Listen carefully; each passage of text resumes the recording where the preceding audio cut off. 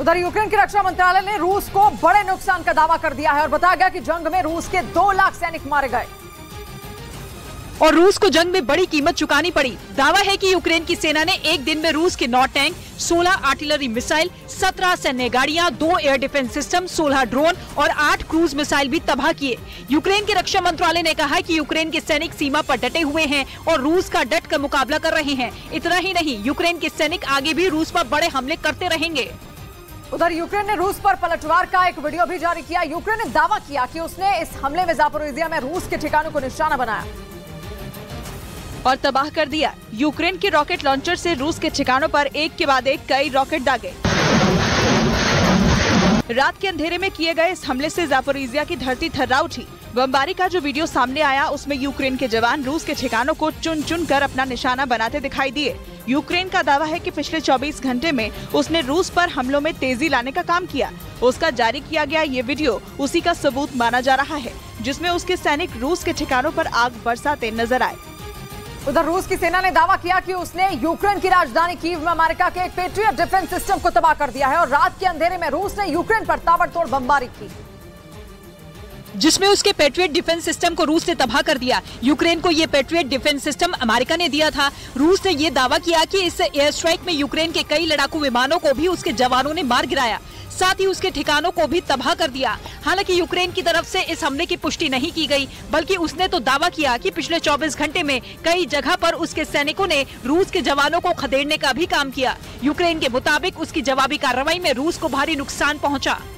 उधर जंग में यूक्रेन के सैनिकों के पास रूसी सेना के मुकाबले करने के लिए हथियार तक नहीं बचे और पश्चिमी मीडिया के मुताबिक इसका दावा और किसी ने नहीं बल्कि ज़ेलेंस्की के प्रमुख सलाहकार ने किया और माना कि यूक्रेन इस वक्त हथियारों की भारी कमी से जूझ रहा है। रूस पर बड़ा हमला तो दूर की बात, जंग में जवाबी कार्रवाई तक के लिए यूक्रेन के पास हथियार नहीं बचे। ज़ेलेंस्की के प्रमुख सलाहकार के इस दावे के बाद ज़ेलेंस्की के उस बयान पर भी सवाल खड़ा हो गया, जिसमें उन्होंने दावा किया था कि यूक्रेन बहुत जल्द रूस पर बड़ा हमला कर सकता है। पश्चिमी मीडिया के मुताबिक ज़ेलेंस्की के प्रमुख सलाहकार ने ये भी जानकारी दी कि यूरोपीय सहयोगियों से मुलाकात के दौरान यूक्रेन ने फिर सैन्य मदद की मांग की है, ताकि वो पुतिन की फौज को मात दे सकें। उधर यूक्रेन ने मंगलवार को कीव पर हुए रूस के हमले को नाकाम करने का दावा कर दिया और कहा कि उसकी फौज ने रूस की 18 मिसाइलें तबाह कर दी हैं, जिसमें रूस की 6 किंजल मिसाइलें भी नष्ट हो गयी, जिसे रूस का ब्रह्मास्त्र कहा जाता है, क्योंकि 11,000 किलोमीटर प्रति घंटे की रफ्तार से किसी भी टारगेट को हिट कर सकती है। इसमें 450 किलोग्राम विस्फोटक से धमाका किया जा सकता है, जबकि न्यूक्लियर हमलों के लिए भी इस्तेमाल हो सकता है।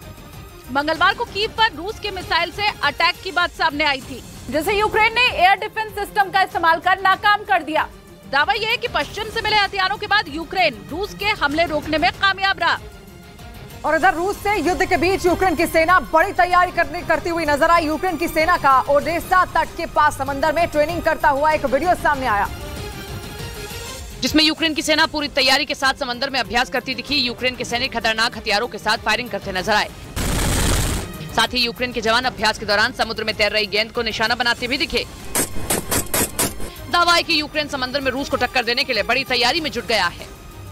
उधर यूक्रेन की रक्षा मंत्रालय ने दावा किया कि उसके सैनिकों ने बखमूत के पास करीब 20 वर्ग किलोमीटर इलाके से रूस की फौज को खदेड़ दिया और वहां एक बार फिर अपना कब्जा जमा लिया। यूक्रेन के रक्षा मंत्रालय ने बताया कि पिछले एक हफ्ते में किए गए ताबड़तोड़ हमलों के बाद यूक्रेन की सेना ने बखमूत के उत्तर और दक्षिण में मौजूद कई इलाकों पर मजबूत पकड़ बना ली है, जबकि रूस की सेना उत्तर पश्चिमी बखमूत पर कब्जे का दावा करती आई है। लेकिन दावा है कि अगर यूक्रेन की फौज वहां इसी तरह से अपने जवाबी हमले जारी रखती है तो वो बखमूत पर कब्जा करने का पुतिन का प्लान फेल कर सकती है।